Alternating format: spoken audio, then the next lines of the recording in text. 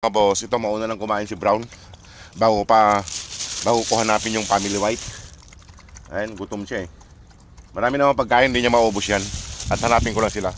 Ayun o, nagugutom siya. Ayan, gutom siya, gutom. At hanapin ko na yung family white mga boss.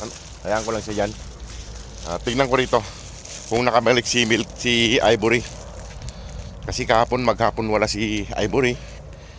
Kaya hanapin natin dito kung nandito sila. Ayun yung isa, si Milky. Ano Milky? Ano Milky? Milky. Saan yung iba? Nakabalik na si Aegan. Wala pa rin si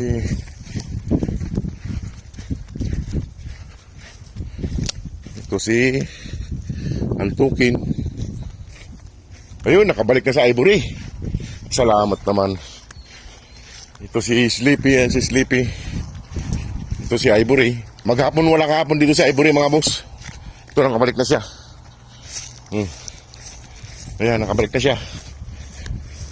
Ayan sa Ivory. Yung pasaway ko, saan sa pumunta, ha?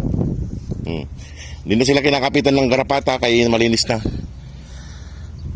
Ayan mga boss sa Ivory, bumalik na siya. Maghapon siya wala kahapon. Halina, kain na kayo. Ito si Sleepy. Sleepy. Halina, kain na. Kain na, kain na. Kain na. Ayan mga boss, at daling ko na doon. Baka ubusan sila ni Brown. Ayan. Ayan. Ayan. Baka ubusan sila ni Brown.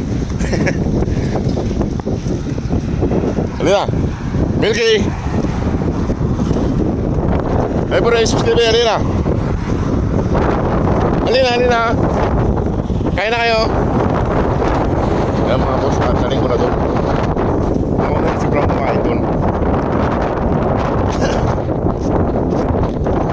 Halina. Milky. Halina.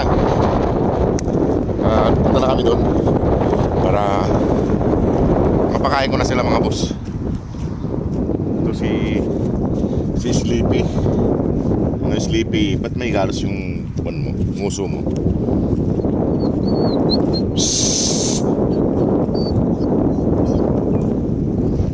Ha? Bakit?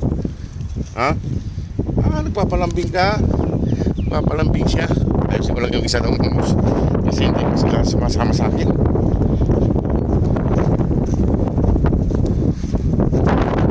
Ito, may parang inangat-gat si Milky.